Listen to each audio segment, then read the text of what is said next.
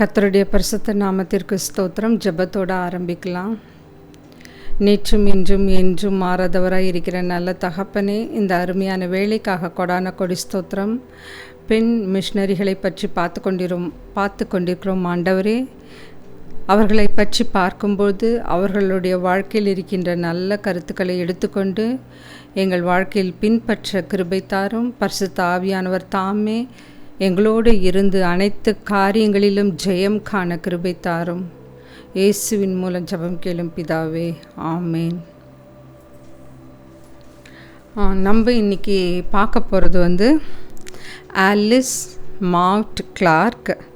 இவங்க பிறந்தது அமெரிக்க ஐக்கிய நாடு. ஆனால் அவங்களோட தரிசன பூமி இந்தியா. இவங்க அமெரிக்காவில் அயோவா மாநிலத்தில் பிறந்தார்கள். அங்கே தான் அவர்களுடைய பள்ளி படிப்பை முடித்த பிறகு சுருக்கெழுத்தாளராக ஸ்டெனோகிராஃபராக பணிபுரிந்து வந்தார். அப்போ பார்த்திங்கன்னா அவங்களுக்கு ஒரு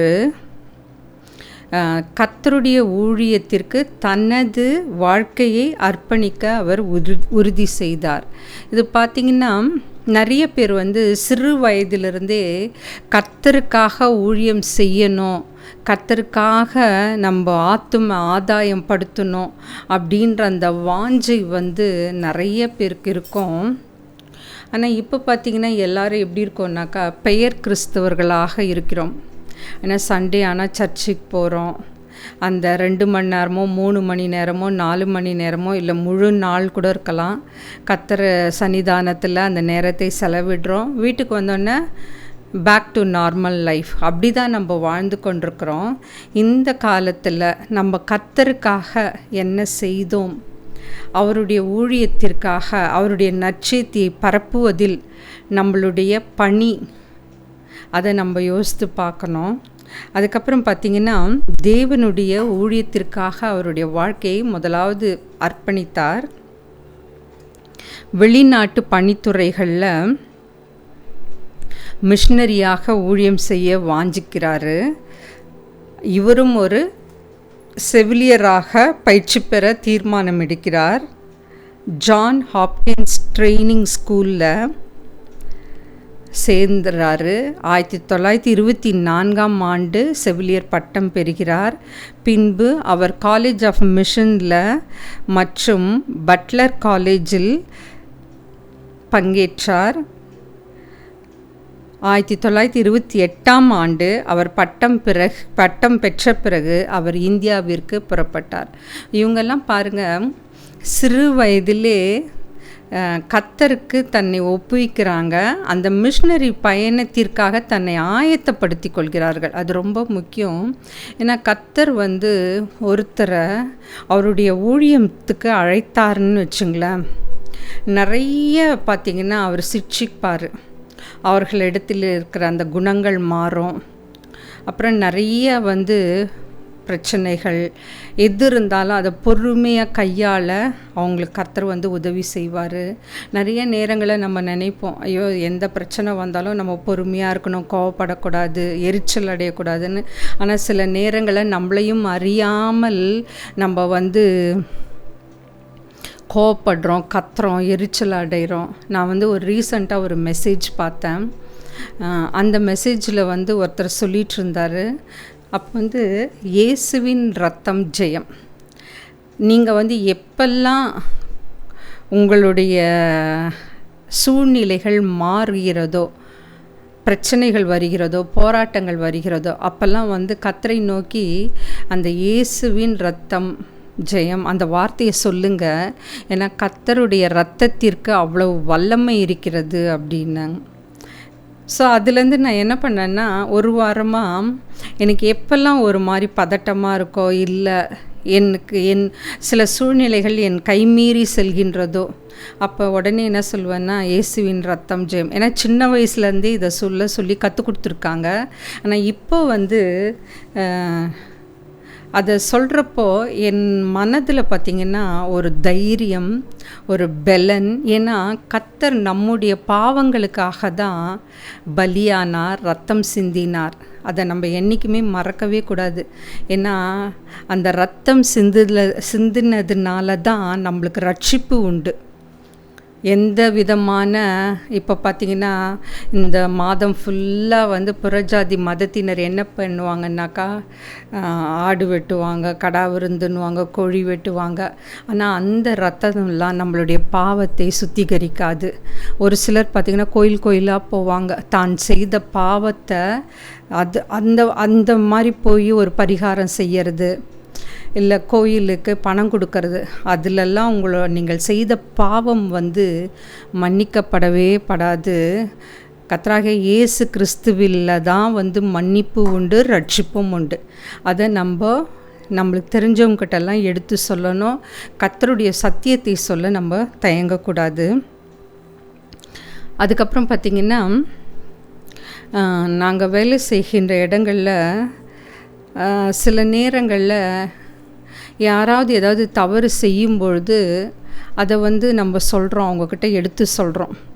அப்போ அவங்க என்ன பண்ணுவாங்கன்னா, அதை ஜஸ்டிஃபை பண்ணுறதுக்காக நம்மக்கிட்ட ஒன்று குரலை உயர்த்தி பேசலாம், இல்லை நான் செஞ்சது தான் கரெக்டுன்னு வாதிடலாம். அந்த நேரத்தில் நம்மளுக்கு எப்படி இருக்கும்னாக்கா, அவங்கக்கிட்ட எப்படி சொல்லி புரிய வைக்கிறதுனே தெரியாது. அப்போ அந்த நேரத்தில் நம்மளும் கோவப்படுவோம், ஆத்திரப்படுவோம். ஆனால் இந்த மாதிரி சமயங்களில் கூட கர்த்தர் நம்மை ஆளுகை செய்ய வேண்டும்ன்றத நம்ம ஜபத்தோடு கர்த்தரிடத்தில் சொல்லும்பொழுது அந்த சூழ்நிலையை எப்படி கையாளுறதுன்றது கர்த்தர் நம்மளுக்கு சொல்லி தருவார். அது நம்ம ஜப வாழ்க்கை ரொம்ப முக்கியம். அதுக்கப்புறமா அவர் என்ன செஞ்சாருன்னா, தனது மொழி படிப்பை முடித்ததும் பிலாஸ்பூரில் உள்ள ஜாக்மன் நினைவு மருத்துவமனை மற்றும் செவிலியர் பயிற்சி பள்ளியில் அவர் நியமிக்கப்பட்டார்.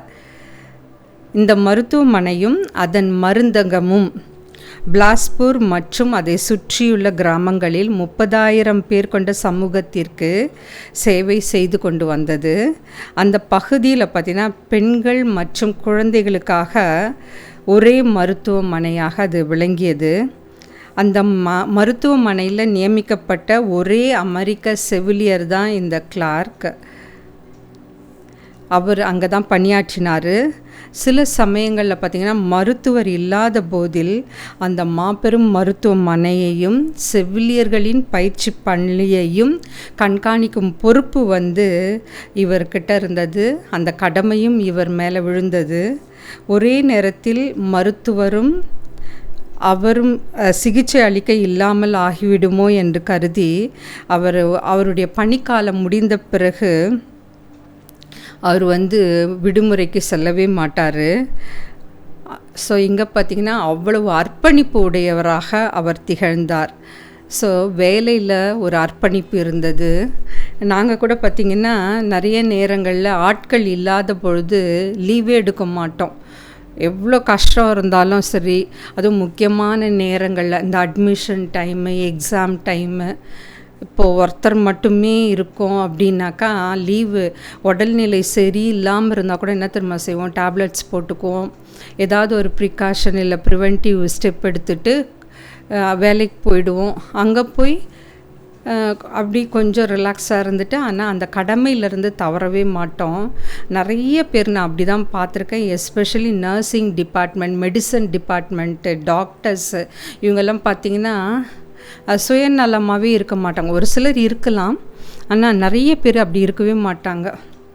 மற்றவர்களுடைய நலனை கருதி தான் அவங்க வேலை செய்வாங்க.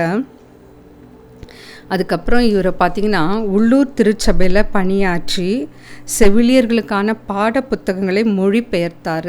ஸோ அவர் செவிலியராக சேவை செய்தார். அதுக்கப்புறமா பாட புத்தகங்களை மொழிபெயர்ப்பு செய்தார்.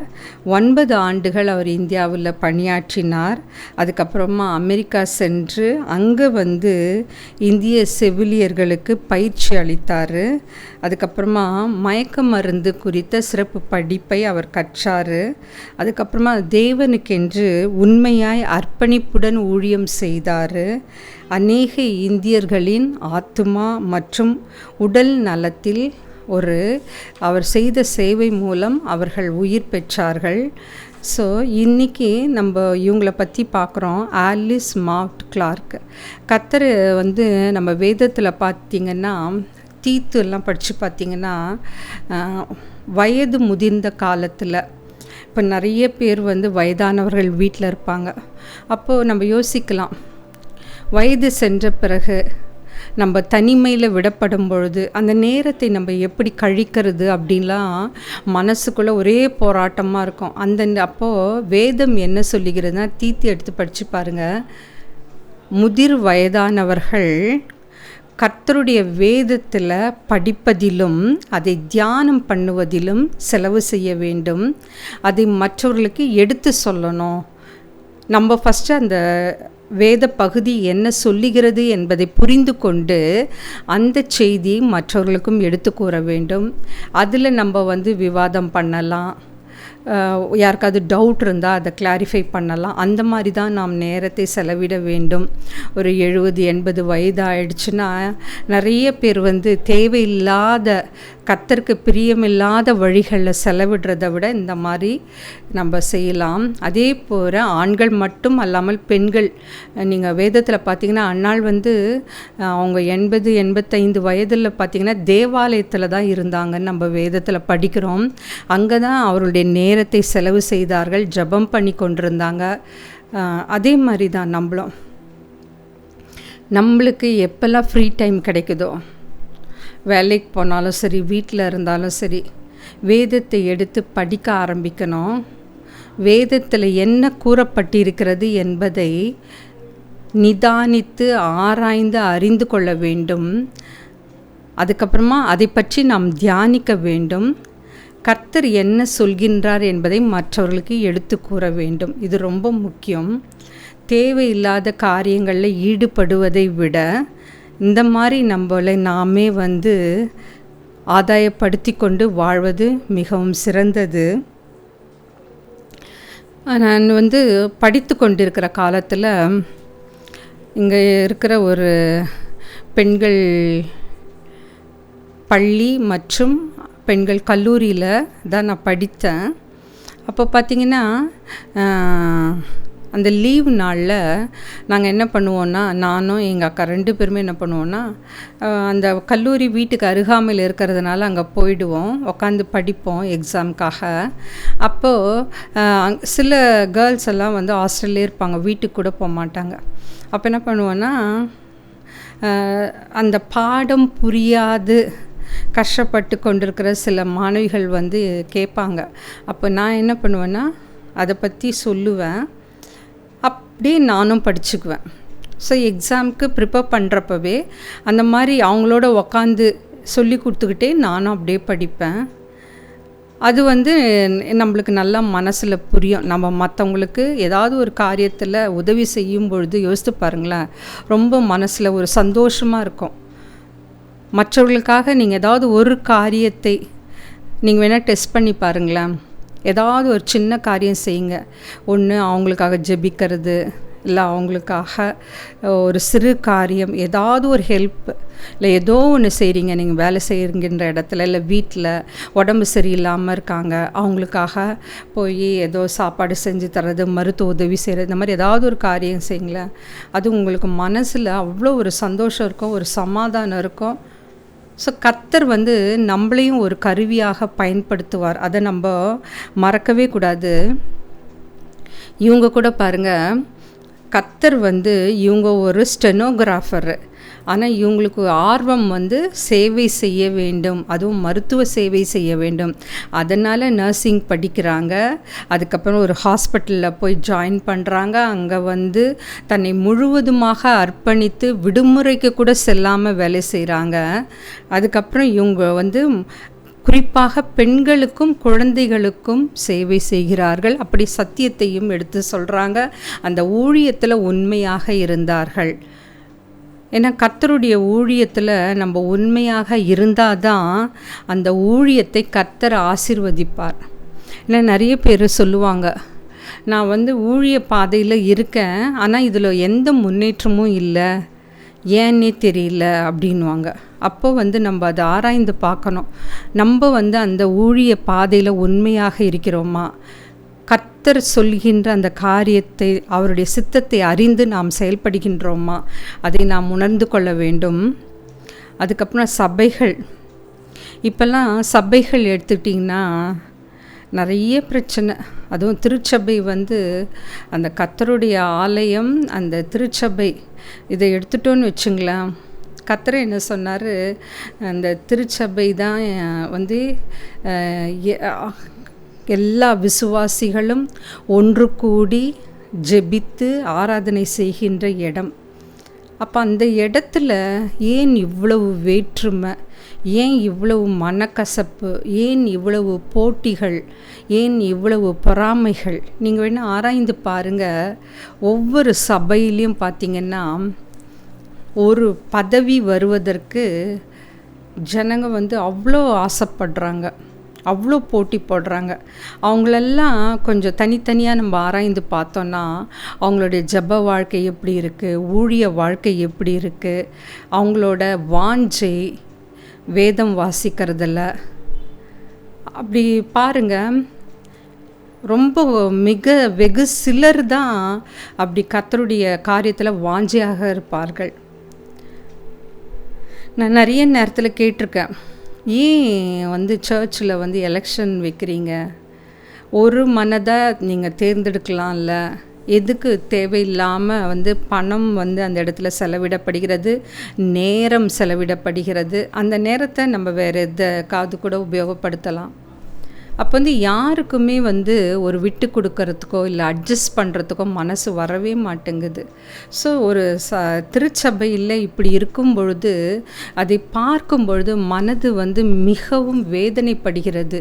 ஏன்னா கர்த்தருடைய சன்னிதானம், அந்த இடத்துல நம்மளால் விட்டு கொடுக்கவோ இல்லை மற்றவர்களுக்காக பரிந்துரைக்கவோ மனது இல்லைன்னா நம்ம எப்படி போய் ஆத்தும ஆதாயம் செய்ய போகிறோம், எப்படி வந்து நற்செய்தியை அறிவிக்க போகிறோம், எப்படி போய் ஊழியத்தை செய்ய போகிறோம், அதை நம்ம யோசித்து பார்க்கணும். ஏன்னா நம்ம கர்த்தரை ஏற்றுக்கொள்ளும் பொழுது தான் நம்மளுடைய குணங்களில் மாற்றங்கள் வர ஆரம்பிக்கும். முதல்ல கஷ்டமாக தான் இருக்கும், எந்த ஒரு விஷயத்தையும் நம்மளை அக்செப்ட் பண்ணும்பொழுது அது வந்து கஷ்டமாக தான் இருக்கும். போக போக நாளடைவில் கர்த்தர் வந்து அந்த சூழ்நிலைக்கு ஏற்றவாறு நம்மளை மாற்றி அமைப்பார், நம்மளுடைய குணங்களை மாற்றுவார். நீங்கள் வேலூர் பார்த்திங்கன்னா சிஎம்சி உங்களுக்கு நல்லா தெரியும், அதனோட கதை நல்லா தெரியும். அடஸ்கடர் அம்மையார் அந்த இந்திய பெண்கள் ஆண்களிடம் மருத்துவம் பார்ப்பதற்கு தயங்கினதுனால அவர் வந்து உடனே அவருடைய நாட்டுக்கு சென்று மருத்துவம் பயின்று இங்கே இந்தியாவிற்கு வந்து திண்டிவனத்திலும் வேலூரிலும் அதற்காக பள்ளிக்கூடம் அமைத்து மருத்துவமனையை அமைத்து பெண்களுக்காக முதல்ல ஊழியம் செய்தார். பெண்களுக்காக முதல்ல அந்த மருத்துவ துறையை ஆரம்பித்தார். அதுக்கப்புறமா இருப்பாளரும் சேர்ந்து கற்கும்படியாக அது மாறி இப்பொழுது உலகளாவிய விதத்தில் சிறந்த மருத்துவமனையாக திகழ்ந்து கொண்டிருக்கிறது. ஸோ யாரோ ஒருத்தரோட அர்ப்பணிப்பு தான் அந்த இடத்துல ரொம்ப முக்கியம். நீங்கள் கூட ஃபேமிலி எடுத்துக்குங்களேன், ஒரு நிறைய பேர் இருப்போம் அந்த ஃபேமிலிலாம், ஆனால் ஒருத்தர் தான் அர்ப்பணிப்பாக இருப்பாங்க, அட்ஜஸ்ட் பண்ணுவாங்க. அப்போ யோசிப்போம், நான் சம்டைம்ஸ் கலாட்டா கூட அடிச்சிருக்கேன், ஏதோ ஒரு பலியாடு ஒரு ஃபேமிலியில் இருக்குது அப்படின்னு. ஆனால் அவங்களுடைய வாழ்க்கையை யோசிச்சு பாருங்களேன், தனக்காக எதுவுமே செஞ்சுக்க மாட்டாங்க, மற்றவர்களுக்காக எல்லாவற்றையும் செய்வார்கள். ஆனால் கடைசியில் அதை யாருமே யோசித்தே பார்க்க மாட்டாங்க. நமக்காக இவ்வளோ பாடுபட்டாங்களே, இவ்வளவு நேரத்தை செலவிட்டாங்களே, நமக்காக இவ்வளவு தியாகம் பண்ணாங்களே, அதை யாருமே யோசிக்க மாட்டாங்க. ஸோ நம்ம கூட வாழ்கின்ற மனிதர்களுடைய தியாகத்தையே நினைவு கூறாத நமக்காக மரித்த, இரத்தம் சிந்தி, பாடுகள் அனுபவித்து உயிரை துறந்த இயேசுவை வந்து நம்ம நினைக்க போகிறோமா? ஏன்னா கர்த்தராகிய இயேசு கிறிஸ்து வாழ்ந்தார், நமக்காக பாடுபட்டார், மரித்தார், அடக்கம் பண்ணப்பட்டார், 3ஆம் நாள் எந்த தெய்வத்துக்கும் இல்லாத ஒரு சிறப்பான காரியம், உயிர்த்தெழுந்தார். அந்த உண்மையான வாக்கு மாறாதவராகிய இயேசு கிறிஸ்துவை நாம் என்னைக்காவது யோசிக்கிறோமா? இவ்வளோ நல்ல காரியங்கள், நம்மளுடைய சிந்தனைக்கு எட்டாத காரியங்களை அவர் செய்தார், இன்னமும் நம்மளுடைய வாழ்க்கையில் செய்து கொண்டிருக்கிறார்.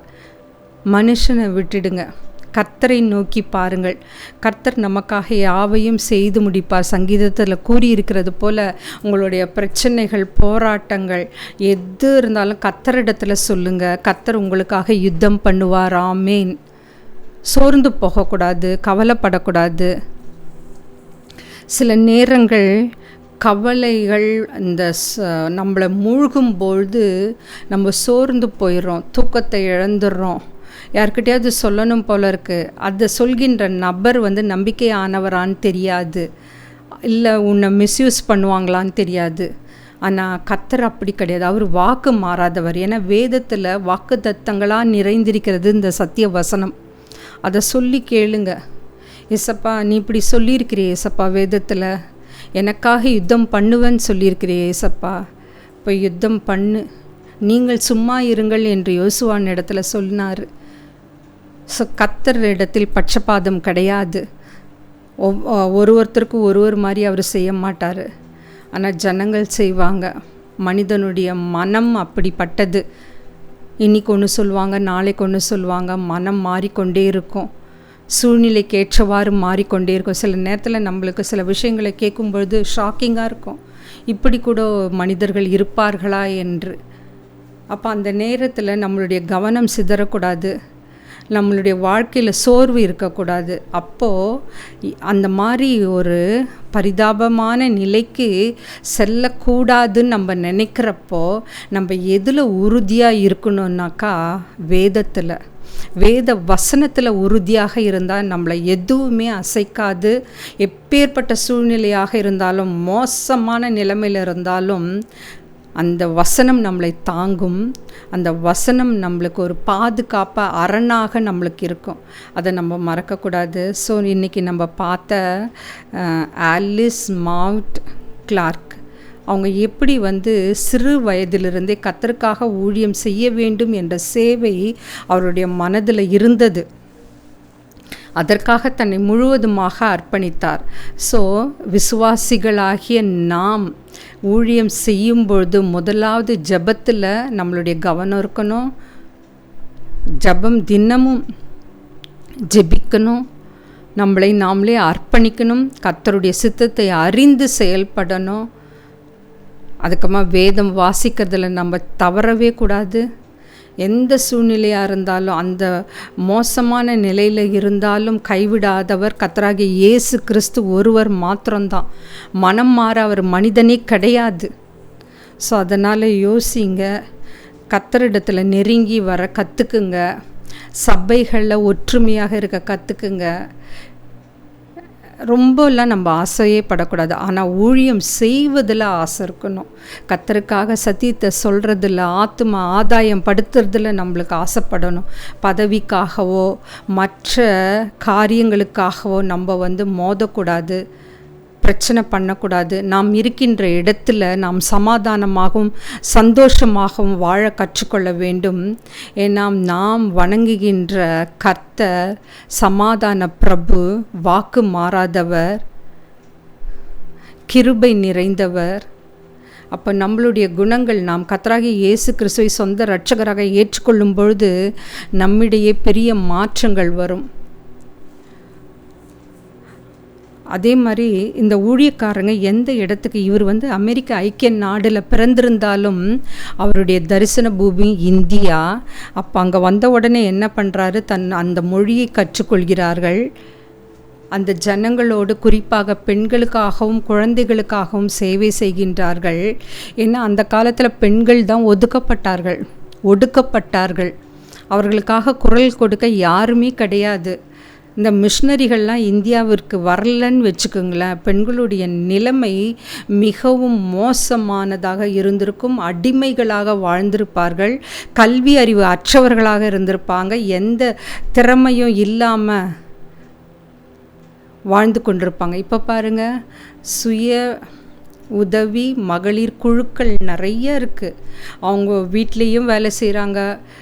அந்த குழுக்களாக சேர்ந்து நிறைய இடத்துல அவங்களுக்கு என்ன தொழில் தெரியுதோ அதை செய்து முன்னேறி கொண்டிருக்கிறார்கள். நம்ம நம்மளால் ஆன உதவிகளை மற்றவர்களுக்கு செய்ய தயங்கவே கூடாது. பவுல் சொல்லியிருக்காருல்ல, உனக்கு செய்யும்படி திராணி இருக்கும்பொழுது நீ அந்த வேலையை செய், அதை செய்ய தாமதிக்காத. ஏன்னா நம்ம இன்னைக்கு உயிரோடு இருக்கிறோம். கர்த்தருடைய நாமத்திற்கு ஸ்தோத்திரம். நாளைக்கோ இல்லை அடுத்த நிமிடமோ நாம் எடுத்துக்கொள்ளப்படும் நேரம் வரும்பொழுது நம்முடைய கணக்கு புத்தகத்தை பரலோகத்தில் இருக்கிற நம்மளுடைய ஒரு அக்கௌண்ட் புக் இருக்குல்ல, அதில் ஜீவ புஸ்தகத்தில் நம்மை பற்றி என்ன எழுதப்பட்டிருக்கும் என்று தெரியாது.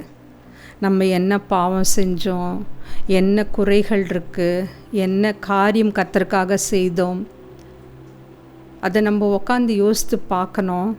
கர்த்தருக்காக நம்ம என்ன செய்தோம்? கிறிஸ்தவர்களாக பிறந்த ஒவ்வொரு மேல் விழுந்த கடமை இது. யாரோ ஒருத்தர் செய்வாங்க அப்படின்னு இருக்காதீங்க. ஒவ்வொருத்தர்கிட்டையும் கர்த்தர் ஒரு தாளந்தை கொடுத்துருக்காரு. அந்த தாளந்து என்னன்னு இன்றைக்கி உக்காந்து இந்த செய்தியை கேட்டுக்கொண்டிருக்கிற ஒருத்தரும் ஆராய்ந்து பாருங்கள். நீங்கள் நல்லா பாடுவீங்களா, நல்லா ஜெபம் பண்ணுவீங்களா, நல்லா வேதம் வாசிப்பீங்களா, நல்லா மெசேஜ் கொடுப்பீங்களா, இல்லை மற்றவர்களுக்காக சேவை செய்வீங்களா, மருத்துவ உதவி செய்வீங்களா, மற்றவர்களுக்கு ஏதாவது சொல்லி தருவீங்களா? இது எல்லாமே கர்த்தருடைய நாமம் மகிமைப்படுவதற்காக நாம் செய்யும்பொழுது அந்த ஆத்துமா கர்த்தருடைய சன்னிதானத்தில் பரலோக ராஜ்யத்தில் சேர்க்கப்படுகிறது. ஒவ்வொரு ஆத்துமாவும் விலையேற பெற்றது. அந்த ஆத்துமா கெட்டு போகிறது கர்த்தருக்கு பிரியமில்லாத காரியம். நாங்கள் நிறைய இந்த டெத்துக்கெல்லாம் போகிறப்போ யோசிப்பேன், நான் கிறிஸ்டியன்ஸாக இருந்தா அப்படின்னா கர்த்தராக இயேசு கிறிஸ்துவை அறியாதவர்களாக இருந்தால் என் மனசுக்குள்ளே ஒரு பாரம் இருக்கும். இவர்கள் கர்த்தராகிய இயேசு கிறிஸ்துவை பற்றி அறியாமலே மரித்திருக்கிறார்களே, பாவம் மன்னிப்பே இல்லையே, இயேசுவை சொந்த இரட்சகராக ஏற்றுக்கொள்ளவே இல்லையே, அவர் எவ்வளோ நல்லவர் என்று ருசி பார்க்கவே இல்லையே அப்படின்னு நாம் நிறைய நேரங்களில் அந்த டெத்துக்கு போகிறப்போ யோசித்து மனது வேதனைப்பட்டிருக்கிறேன். ஆனால் என்னுடைய கடமை என்ன என்பதை நான் உணர்ந்து யாருக்கெல்லாம் சத்தியத்தை சொல்ல முடியுமோ, எந்த இடத்துலலாம் நான் சொல்லக்கூடிய வாய்ப்பு கிடைக்கிறதோ, சந்தர்ப்பம் கிடைக்கிறதோ, சத்தியத்தை சொல்ல தயங்கக்கூடாது. தைரியமாக நாம் செய்ய கற்றுக்கொள்ள வேண்டும்.